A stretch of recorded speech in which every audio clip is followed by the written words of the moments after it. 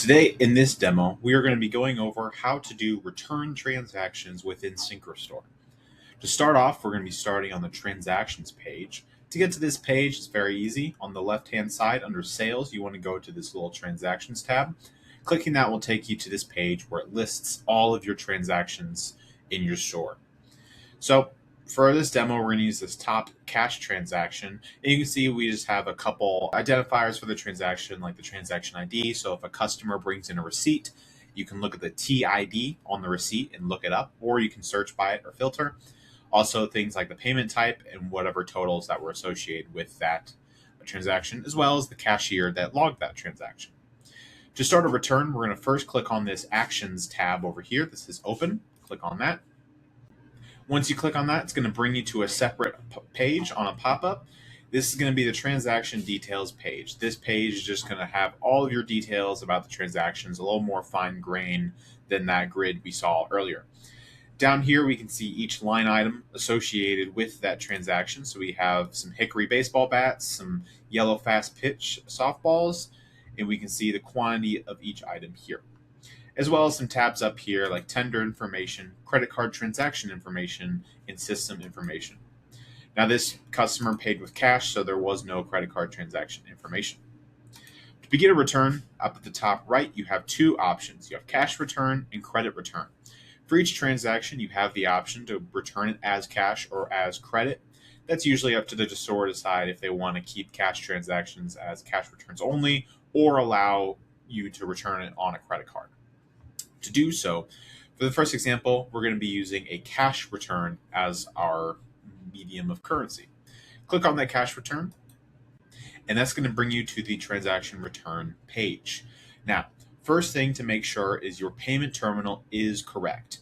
Especially for cash and credit card, you want to make sure the payment terminal is the one that you did the transaction on. Especially for cash drawers, because it's going to be taken off the return is going to be taken from your cash drawer. So you don't want to have the wrong terminal selected. To make sure that terminal is selected, at the top right under payment terminal, you can set it, I have it set to manual. I can open this drop down and select each of the cash register numbers and make sure I have the correct one selected. We're going to do manual right now because I do not have an actual physical cash register hooked up. So at the very top of the page, you have this how to process a return. You can click on this button and it will have a drop down that is a very easy to follow walkthrough on how to process a return if you get lost. You can close that by clicking on it again.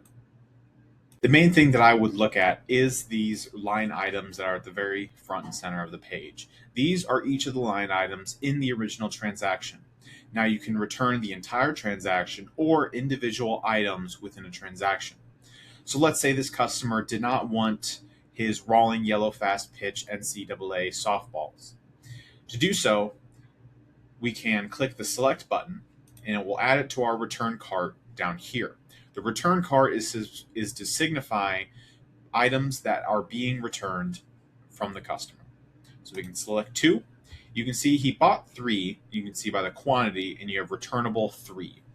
Over here, you can have 2 of 3, so we're returning 2 out of the 3 items, as well as any totals associated with that.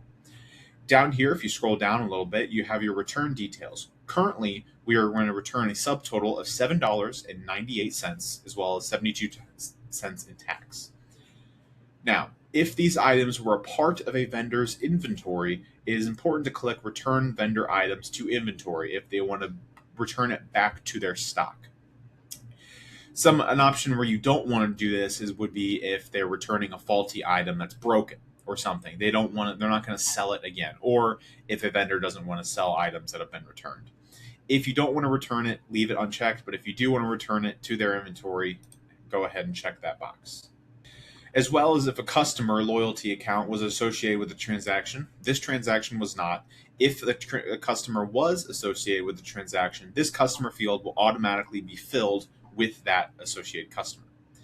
You have some notes down here. Let me move my camera so you can see that a little bit better. You have some return notes. This is just for kind of cashier, store administrator, manager purposes. Then the first button you're going to want to hit is this Authorize, which is kind of blinking right here to make sure that you see it and press it. Once you click that, that is going to authorize the transaction. This is more important for credit card transactions because when we get to the credit card portion of this, what that is going to do is send the return to the terminal. You can see it's payment authorized. Click complete to finalize return. Over on the right hand side, you have some terminal response. This is more, again, for credit card stuff, but for cash, it also says it's been approved. $8.70 is the transaction return amount. Once that all looks well, we're going to hit complete return. It's going to ask you if you want to complete this return. Hit OK. And it's going to print a receipt and say transaction approved with this little notification at the top right. Now, you can see the line item that we returned was updated. We can see we have returned 2 out of the 3. So if we want, he says, hey, I want to return another item, then you can go ahead and select that item again. However, now because we have one of those items, we cannot select another one of those items because he only bought 3, so he's only can return 3. You can select other items though, so we're gonna return this as well. Now we're going to go over how to do a credit card return. To do so, from the transaction details page, you're going to go up again to the top right corner, hit credit return. The main thing you want to be able to see is your payment terminal is selected to your correct credit card terminal.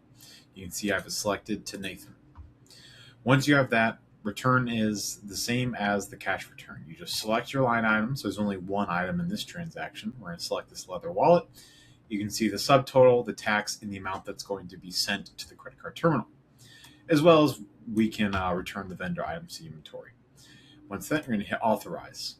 Hitting Authorize is going to send the credit card payment to the terminal. You can see, if I can hold this up, you can see on the payment terminal it says the return amount. Once you have that amount, the customer is just going to tap their card.